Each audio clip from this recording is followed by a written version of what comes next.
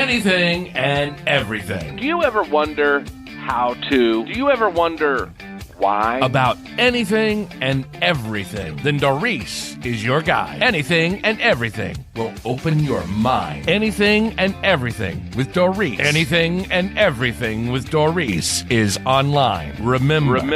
Anything and everything with Doris.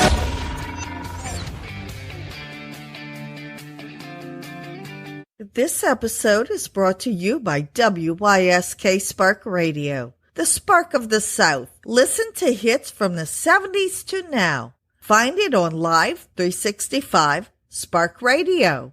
This episode is brought to you by Affordable Creations VIP. Check us out on Facebook at Affordable Creations VIP. Hello, everyone. I hope you've had a blessed week. Look how quickly October has gone by. After this episode, we have one more week before we begin November. Due to October being Breast Cancer Month, I wanted to focus on breast cancer as well as other cancers, and so we've been discussing that. But I've also been getting a lot of questions about the Bible, or when am I going to go into another book of the Bible? So I think for November and December, I'm going to focus more on the Bible. And if I have anything else come up, that'll be an extra episode. So keep writing in. Let me know which parts of the Bible you're interested in or questions. We'll do more of that for the next 8 weeks after next week. So this week, I wanted to focus on supplements as well as food. I myself take supplements, but I also try to eat healthy. There's many reasons why people take supplements. A lot of times they know they're not getting all of the nutrients they need to by their diet. Sometimes they feel like they just need a little extra, and it's okay. And it's okay to take supplements as long as you're not replacing that for food. If you can eat healthy, always go for the healthy food.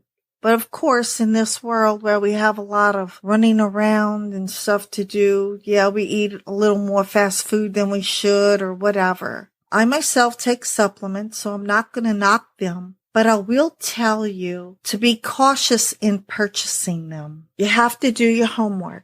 You have to learn about the companies, what their values are, where are they getting their product, all of their ingredients. Are they using fillers? And if they are, what kind of fillers? Well, to be honest with you, all supplements will have fillers in them. You just want to make sure that it's a healthy filler and it's not junk. And you want to make sure that if they are putting vitamin C, for instance, that they're putting a good quality in your supplement. There's a lot of charlatans out there. They're going to put more fillers or more junk or less quality because they want to make as much money, as much profit as they can. And meanwhile, you're thinking, oh, this is a good deal. And a lot of times if you don't get a good supplement, it's not necessarily going to harm your body, but it's not going to do you any good either. It's like a waste. You might as well just not take it. And then there may be some stuff in it that may be harmful,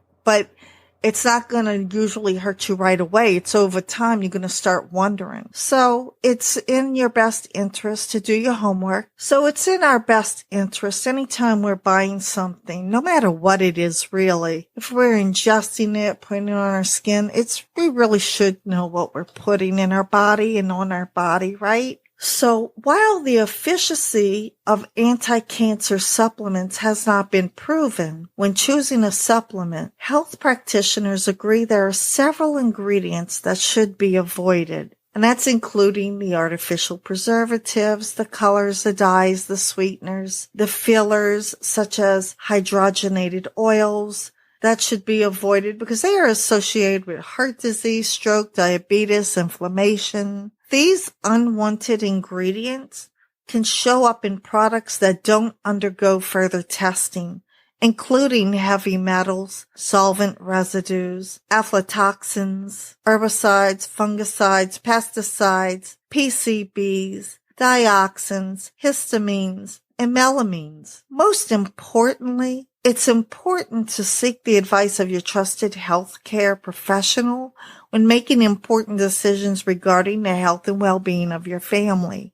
I say this because while it's usually not harmful to take a supplement, some supplements can interfere with other medications you might be taking. So if you're taking medications, whether it's long-term or even short-term, it's best to check with your healthcare professional to see, is it okay if I continue taking this? Or maybe should I take something else? Or should I just stop temporarily until I'm done with this medication? Or if I'm on something long term, what else could I do to continue to get what I need? So always think about that, especially when you're taking medications. Always ask if taking something else, even if it's essential oils, vitamins, supplements, whatever, even certain foods can interact with certain things. Just like we talked before about grapefruit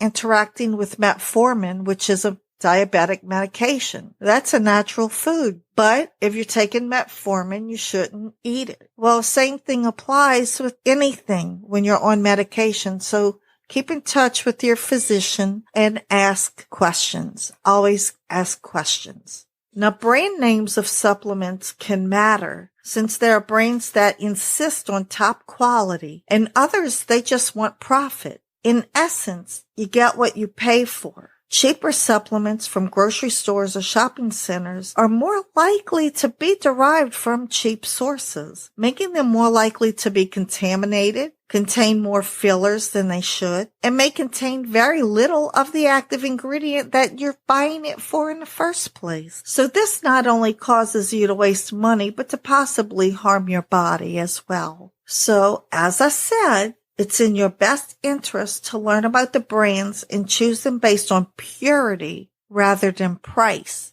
Now, as always, and I can never say this enough, and I know I've said this several times already, always check with your doctor before taking a new supplement and consult with your health provider for any medical advice, diagnosis, or treatment. Here are 6 supplements. They help us in many, many ways. I haven't seen one supplement yet that only does one thing. Okay. So these 6 I found do a lot of stuff for us. But the reason I picked them is because they're also very good for fighting cancer, fighting or preventing cancer. So I just picked these 6, no specific order.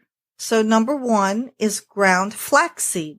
Most people use fish oil supplements to enhance the amount of omega-3s in their diet. However, fish oil was shown in one study on mice to possibly reduce the effectiveness of chemotherapy. And for that reason, ground flaxseed is a worthy alternative. Flaxseed is rich in omega-3 fatty acids, which may reduce the risk of certain cancers. And when supplementing, try to avoid flaxseed oil because it lacks the nutrients of ground flaxseed. You can find ground flaxseed online or in many of your larger grocery store chains. Simply sprinkle some ground flaxseed on your food and enjoy. And put it on your oatmeal, your rice, potatoes, whatever. To me, it really doesn't have a taste. Garlic.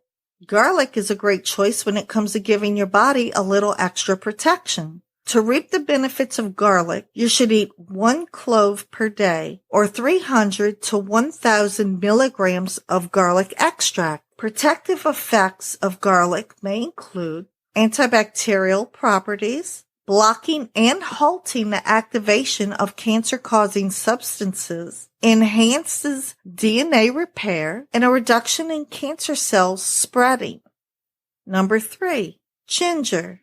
Ginger is suggested to play a beneficial role against cancer because of its anti-inflammatory and anti-nausea properties. When it comes to adding ginger to your diet, ginger supplements can be too concentrated and aren't recommended. Instead, cut up and add fresh ginger root to a meal or purchase ginger candy for a quick snack. Avoid excessive amounts of ginger as it may interact with blood thinners and affect certain people's blood sugar levels. And that's what I'm talking about. Be cautious. Be cautious if you have illness and you're taking certain medications. Number 4, green tea. Green tea is an excellent antioxidant. And studies show the properties of green tea help protect against metastasis of certain kinds of antioxidant and anti-inflammatory properties. If you have cancer, consider drinking up to 3 cups of green tea per day to experience the benefits. Number 5, turmeric. The Indian spice turmeric can be extremely helpful when it comes to fighting cancer. Studies show that the curcumin in turmeric may kill cancer cells and slower tumor growth. The benefits of curcumin include blocking cancer cells from multiplying, killing colon, breast, prostate, and melanoma cancer cells, and slowing tumor growth. Add some turmeric to your next dish, or take a supplement containing curcumin to experience the benefits of this powerful substance. One thing I learned about using turmeric, if you want the curcumin to bind with your body and work well with your body, you need to use it with black pepper. If you're going to buy a supplement with curcumin in it, make sure they also have black pepper with it. But I happen to use turmeric and black pepper every day. And here's how I use it. I take a regular shaker that you would maybe put salt or pepper in. I'll fill it up with a third garlic, a third turmeric, and a third black pepper. And then I'm going to shake it up really, really good and make sure it's all in there really good. I call that my anti-cancer secret. I sprinkle it on my eggs, on anything that I would use salt and pepper for. I'm going to use that shaker. It has garlic, black pepper, and curcumin. And with it all balanced like that, the garlic, it's not real strong. Like it just balances really well. You should try that. But don't use curcumin without adding black pepper because otherwise it's not going to be useful to your body. Number 6, vitamin D. Vitamin D can absorb calcium and help the immune, muscle, and nervous systems function properly. According to breastcancer.org, research suggests that certain cancers such as breast cancer can have a higher risk of occurring when the body has low levels of vitamin D. The recommended daily amount of vitamin D is 15 mcg. Vitamin D can be absorbed through sunlight or with the following diet: fatty fish, egg yolks, fortified milk, and sunshine. Now, I prefer the almond milk. And if you check it, you'll see you can get your vitamin D in almond milk as well. So I hope this gives you little tips. And of course, there's plenty other anti-cancer supplements and foods out there. We've been talking about this all month. So to learn more about this and a little more about foods and supplements in general, be sure to check out the references below in the show notes. Thank you for listening, and God bless. And that's our show. Thanks for listening. And until we meet again, enjoy every day to its fullest. God bless. For comments or questions, you can reach us by email at yopi@post.com. Also, check us out on Twitter at Dorisi and our Facebook pages at Yopi Studio or Louisiana Entertainment Association. Anything and Everything with Doris is produced by Your Own Production Incorporated and comes out every week. So come on back. Feel free to add us to your favorite RSS feed and iTunes, iHeart, Spotify, Stitcher, Google Pod, and our favorite, Podbean. All links are found in our show notes below.